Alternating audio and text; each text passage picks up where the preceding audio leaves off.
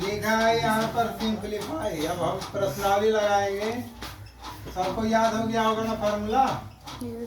Simplify का मतलब यहाँ होगा सरल कीजिए लड़के। क्या मतलब हुआ इसका? सरल कीजिए। सरल कीजिए, ठीक है। तो पहला सवाल तुम्हारा लिख दिया है 36 है, इस पर लिख दिया है 1/2। एकदम बेसिक पहला सवाल पढ़ने जा रहे हो तो ध्यान दो। लिखा है सरल कीजिए, सिंपलीफाई। आरिस अग्रवाल किताब है, ध्यान देना। तो ये घात लिख दिया है तो तुम्हें इतना तो याद होना चाहिए ना लड़के कि जो 36 होता है वो 6 गुणित 6 होता है। Yes sir. घातांक में हमेशा समान संख्या ही लिया जाता है। ये भी ध्यान देना, किसी के मन में आए कि 36 लिखा है तो 12 गुणित 3 को ही लिख दो, वही तो होगा। इसमें समान संख्या लिए घातांक वाले। अब 6 गुणित 6 हो गया तो फिर तुम्हारा 6 पर क्या घात हो गया? इसके पावर 1/2।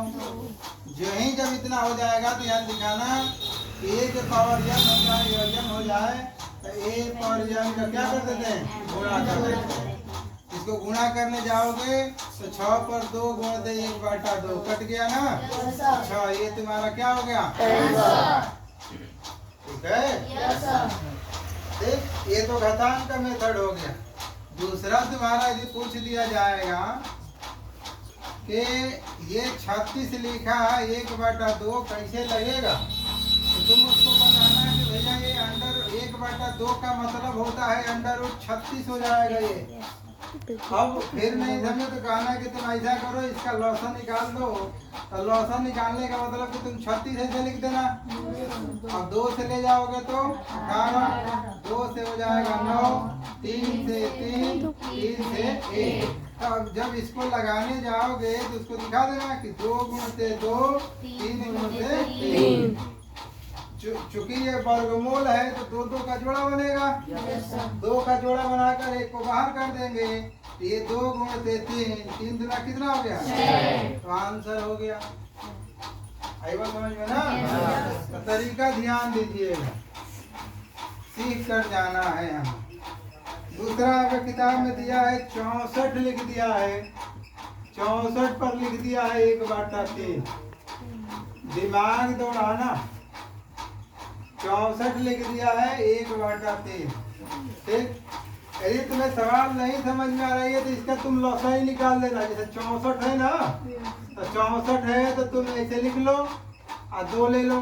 32 दूना कितना हो जाएगा? 2 से 16, 2 से 4,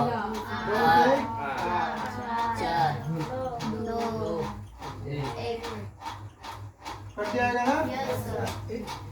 इसको लिख सकते हो इसमें 1 2 3 4 5 6।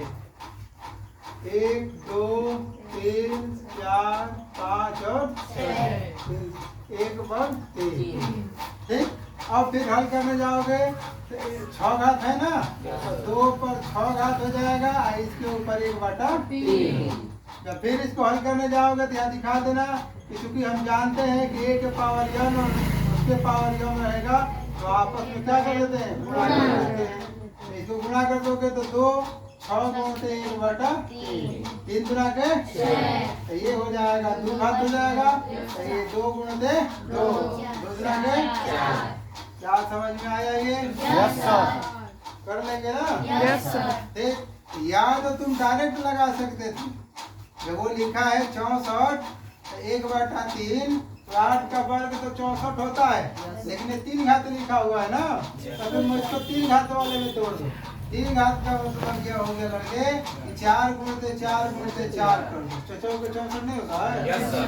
6 चौके 16 चौके 64। अब यहाँ से हल कर दोगे तो ये 4 पर 3 घात, इस पर हो जाएगा 1/3। अब यहाँ से हल कर दोगे तो कितना हो जाएगा?